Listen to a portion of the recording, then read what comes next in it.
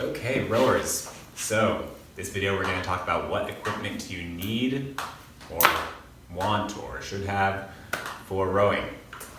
First thing, obviously, you need a rowing machine. This is a Concept 2. Concept 2s are basically the gold standard among rowing machines. They are mostly indestructible. The times are super comparable between different Concept 2s. And they are used by colleges, by national teams, by gyms, CrossFit, what have you. So when you row a certain distance on Concept 2 and get a time, then you can compare it with millions of other people and times around the world, and that's great. That's not to say other rowers are unusable or terrible.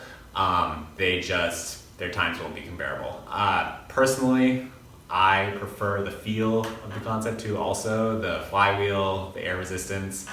I know that water rowers and some other types are out there, and I've tried them and played with them, and it's a different feel. You get different results, different emphasis in different parts of the stroke. So use those if that's what you have, if that's what you enjoy.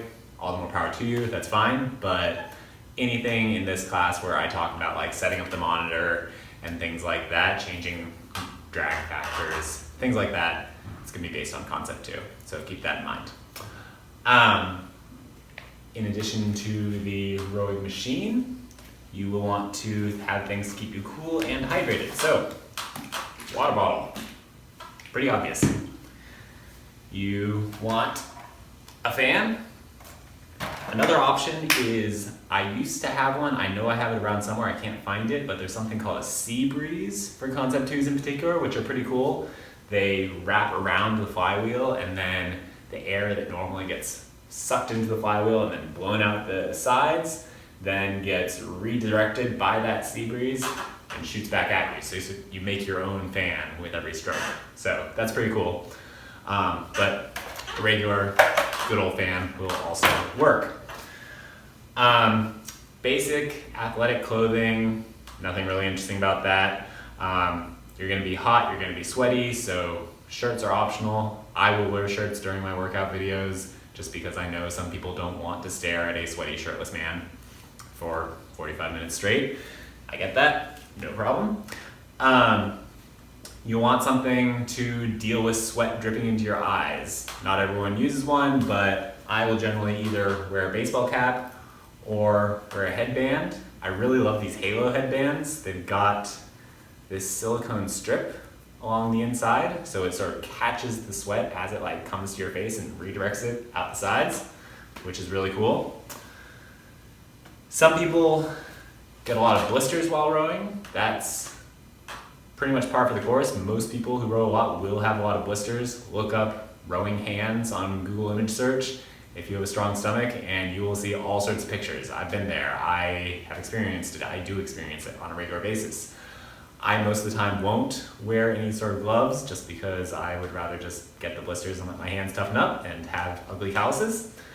But a lot of people wear bike gloves or long-fingered gloves. Basically, if you are going to wear gloves, you want something that is relatively form-fitting so that you don't end up with creases that will cause more blisters. These ones are pretty cool. I've used them for some longer rows I've done. They are made by the Crew Stop. I got them on Amazon, but they have gripping material, but they don't have a back, so they're actually nice and cool, specifically made for rowing. If you have longer fingers, they're not perfect because you can sort of see they don't quite get up to that last joint on your finger where you end up having a lot of pressure from rowing. So, but they're really good gloves. Let's see. While on the topic of pain, for people who get sore butts while they're rowing, which is a lot of people, either your glutes get really sore from being mashed into the seat, or your tailbone is sticking out a little bit and gets rubbed against the seat over and over and just wears on that. There are a lot of different seat pads out there. You can just search on Google, search on the Concept 2 store, search on Amazon. You can get foam pads, you can get gel pads, you can get really thick, like 2 or 3 inch tall pads, ones that have like an extra large cutout for your tailbone, all sorts of things like that, which will help.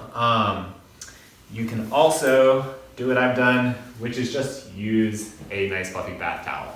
Fold it up, stick it on the seat, sit on it, and you're good to go. That will, over time, compress as you sweat on it and whatnot, but that compression actually kind of forms to the shape of your butt, and it's pretty comfy. So this is what I've used for my super long distance rowing. You won't see me on normally during classes, but if you ever catch me doing like a marathon or something, you'll see this guy under me. Next up, shoes.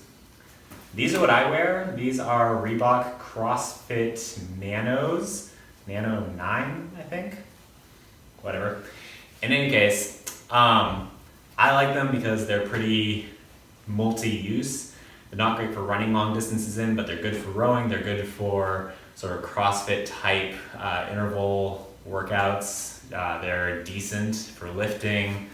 So I like to not have 10 million pairs of shoes, and these are pretty good multi-use shoes.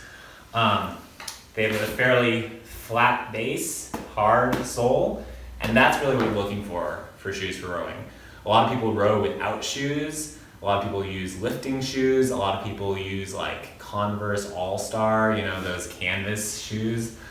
Any of those are good. Running shoes are not great for rowing because what's happening with running shoes is they have a lot of padding in the base because it's an impact sport. And every time you hit the ground, you want to distribute that force, make your joints a little bit happier, and then be able to get a little bit of extra spring from your shoes for the next step. On rowing, however, when you have that, if you come in and you try and take that quick, powerful next stroke, jump off the catch, get engagement immediately with that leg drive, if your shoes are fluffy and big and compress, when you press with your legs, that your shoes will compress. That intensity won't go into the rower, it will just go into the soles of your shoes. So you'll have that split second before you actually engage the flywheel. So try and find some shoes that do not have a lot of sort of cushion in the sole. Like I said, a lot of people row barefoot or just in socks. I don't find that comfortable, but if you do, that's sort of guaranteed to be the most direct connection between your foot and the foot plate of the rower. Next up, what was I going to talk about? Phone mount. So I don't have one on here right now, but you might see sometimes in my videos, I'll have a silicone mount that just sort of sits up here on top of the monitor, and you can stick your phone in there. That's great if you use your phone either for watching these videos, for example, or to have some sort of external app going that is tracking your workout, whether it's your heart rate or something that connects to the Concept 2 to get you some extra information about your workout. Then having the phone up there is really useful rather than having to kind of try and balance it in this front area of the rower. While we're on the subject of phones and apps, there are a good number of really good apps that you can connect with the Concept 2. Concept 2 itself makes ErgData, which basically just gives you a little more information than you normally see from the monitor, things like being able to see a live updating drag factor or seeing your stroke length, things like that. And also you can connect it with the Concept 2 online logbook, which is also really, really useful. I highly recommend you start logging your meters on the logbook, both because it keeps you accountable and lets you see in following years what you were doing in previous years. You can track every workout you do, but also for workouts that are standard distances like 500 meters, 1,000 meters, 6,000 meters, 5,000 meters, whatever, 10K, etc., you can rank yourself, and so it will save all that information, and on the rankings you can see how you compare to other people, which is really fun and a good motivator. And then in following years you can go back and say like, oh hey, 2 years ago I was able to do this, let's see if I can beat that. I've been using it since I was in college, so I can go back like 12, 13 years and see what I was doing back when I was, 19, 20 years old. It's really cool. It's really frustrating that I am about the same speed now as then. I feel like I should either be slowing down as I get older or speeding up because I've been training for so long, and yet I'm not. So take that as you may. So let's see. So there's that. There's also an app that I've been using a ton recently, is called Pain Sled, and it meshes with the rower really easily. All these apps do. Like the PM5 is fantastic for just being like a, really easy thing to get to connect with the apps. But the really cool thing about Pain Sled is that it is able to collect all the data from your workouts, and not just like, your split every 1,000 meters, but every single stroke, everything about your row. So your drive length, your power output, your heart rate, your, drag factor, everything you can think of is in there for every stroke. And so if you're a data nerd like I am, then you can then take that, put it into Excel, make all sorts of cool graphs, like see exactly what you did on the workout. And I have a blast with that. I think I'm maybe in the minority, but if you are like me in that sense, it's fantastic. Also, if you use Zwift, if you're an indoor cyclist that uses Zwift, then Pain Sled allows you to connect the rowing machine with Zwift, and so you can row and have your little bicyclist avatar doing the race based on the amount of power you're outputting on the rowing machine. So that's pretty fun. Let's see, other rowing apps. There's several new ones. I'll list a few in the info below the video.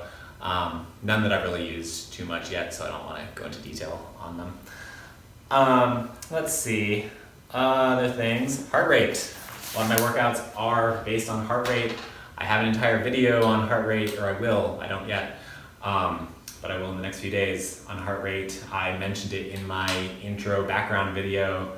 One more time, this is my heart rate chest strap. You want to use a chest strap, not a wrist-based heart rate monitor, because wrist-based heart rate monitors rarely work for rowing. Some people they do, but most people they will give all sorts of weird numbers.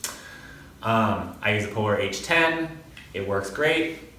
I have gone into that in other videos, but heart rate monitor is super, super useful for training. Apps to connect the heart rate monitor to, you can just connect to your rowing machine, that's fine. You can also connect it to a bunch of different apps that are available for phones and computers and whatnot. The one that I use a couple of them. I use Heart Rate Zones Move, I think is what it's called. I will clarify that after I finish this video. I like that one because it's pretty simple and basic, but it has a function that lets you do a 1 minute or 2 minute recovery where it will count down. You hit the button and it counts down for 1 minute or 2 minutes and will give you the amount that your heart rate dropped in that time, which is really good to track how well you're doing at training your heart to recover faster. Like as you get better at cardio and as you do more heart rate based training, your heart rate should drop faster. And so having that function is really useful to be able to track that number and say like, hey, when I started this, my heart rate dropped by 30 beats per minute over the course of a minute, and now 3 months later, I'm dropping by 45 beats per minute over the course of a minute. That's fantastic. Let's see. Other than that, let's see if I'm missing anything. I don't think so. Oh, you know what? Going back to the shoes. Cameron Buchanan, he is a British national team rower who is basically Mr. Rowing YouTube. He's amazing. He puts out really high quality videos on a regular basis, and he discusses rowing and he discusses all sorts of things. I highly recommend you check them out. He has a few videos where you can do a workout along with him, but mostly it's sort of just talking about different topics. And it's really cool to hear these thoughts and whatnot from a really high level rower. He has a 550 2K, which is absurd. for anyone who doesn't realize, a 552K means he's holding a 127.5 average split. That is just out of this world. Anyways, he has a video about shoes. He compares different types of shoes and gives his thoughts on them and his reasoning of why he likes different shoes, and it's really good. So I will link that also in the below the video. I'm trying to think if I'm missing anything. I don't believe so. Yeah, that's pretty much it. Row on, be strong, have fun.